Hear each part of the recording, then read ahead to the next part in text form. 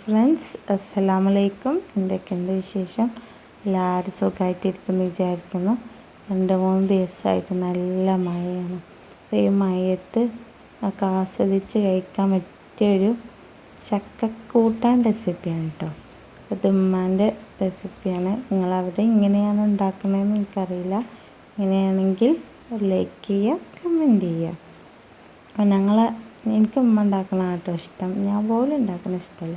പക്ഷേ ഞാനിവിടേക്ക് എത്തൂല ഉണ്ടാക്കിയ ഉമ്മ ഉണ്ടാക്കുന്നിടക്ക് എത്തൂല, അതുകൊണ്ടാണ് കേട്ടോ. അപ്പോൾ ആദ്യം നമ്മൾ ചക്കയൊക്കെ വൃത്തിയാക്കിയിട്ട് കുക്കറിലേക്ക് ഇടുക.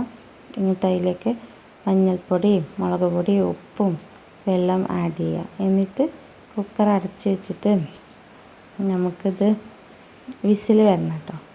ഒരു 5-6 വിസിൽ വരുന്നവരെ നമുക്കിത് അടുപ്പത്ത് വെക്കാം. അതുവരെ നമുക്ക് കാത്തിരിക്കാം.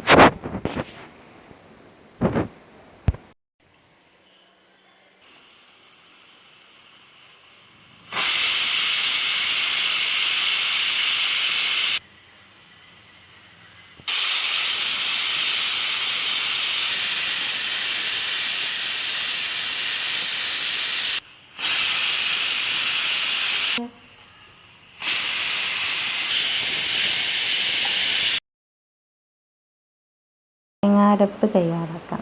അതിന് നമ്മൾ ചിരകിയ തേങ്ങയും അതിലേക്ക് ചെറിയുള്ളി അതേപോലെ വെളുത്തുള്ളി അത് രണ്ടും കുറച്ചിട്ട് കൊടുക്കാം.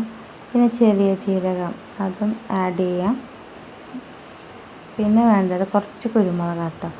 അപ്പോൾ ആ കുരുമുളകും ചേർത്ത് നമുക്ക് വെള്ളം ഒഴിച്ചിട്ട് ഇത് നന്നായിട്ടൊന്ന് അരച്ചെടുക്കണം.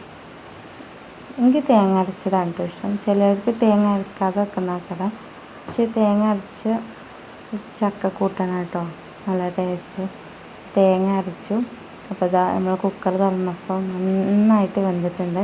ഇനി നമുക്കിതൊന്ന് ഒരു കയ്യിൽ വെച്ച് നമുക്കിതൊന്ന് ഉടച്ചു കൊടുക്കണം. നന്നായി ഉടച്ചതിന് ശേഷം നമുക്ക് നമ്മൾ അരച്ച തേങ്ങയല്ലേ, ആ തേങ്ങ ഇതിലേക്ക് ആഡ് ചെയ്തിട്ട് നന്നായിട്ട് മിക്സ് ചെയ്ത് കൊടുക്കാം കേട്ടോ.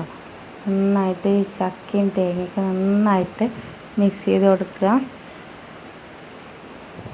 ഇതവിടെ നന്നായിട്ട് മിക്സ് ചെയ്ത് കൊടുത്തിട്ടുണ്ട്. ഇനി ഇത് നമുക്കൊന്ന് തിളച്ച് വരണം കേട്ടോ. അപ്പോൾ തിളച്ച് വരുന്നവരെ നമുക്ക് ഒന്ന് കാത്തിരിക്കണം. അപ്പോൾ ഈ ചക്കക്കൂട്ടാൻ്റെ കൂടെ ചായയും ചക്കക്കൂട്ടാനും നല്ല കോമ്പിനേഷനാണ് കേട്ടോ.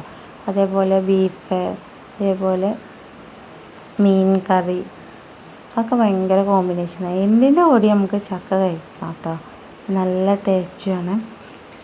ഇതാ ഇവിടെ തിളച്ച് വരുന്നുകൊണ്ടിരിക്കുന്നുണ്ട് കേട്ടോ. ഇനി നമുക്കിതിലേക്ക് ആഡ് ചെയ്ത് കൊടുക്കേണ്ടത് കറിവേപ്പിലല്ലേ.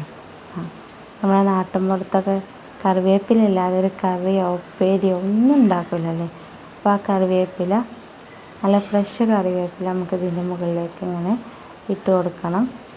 എന്നിട്ട് നമ്മൾ നാടൻ വെളിച്ചെണ്ണ കേട്ടോ, നമ്മൾ ആട്ടിയ നാടൻ വെളിച്ചെണ്ണ ആഡ് ചെയ്ത് കൊടുക്കുക. എന്നിട്ട് ഇത് നല്ല ചൂടോടുകൂടി കഴിച്ചാൽ നല്ല ടേസ്റ്റാണ് കേട്ടോ. അപ്പോൾ ഈ ചക്കക്കൂട്ടാൻ്റെ വീഡിയോ ഇഷ്ടപ്പെട്ടാൽ എല്ലാവരും ഒന്ന് ലൈക്ക് ചെയ്യുക, കമൻറ്റ് ചെയ്യുക, ഷെയർ ചെയ്യുക. സബ്സ്ക്രൈബ് ചെയ്യാതെ കാണുന്നവരൊന്ന് സബ്സ്ക്രൈബ് ചെയ്യുക. Thank you.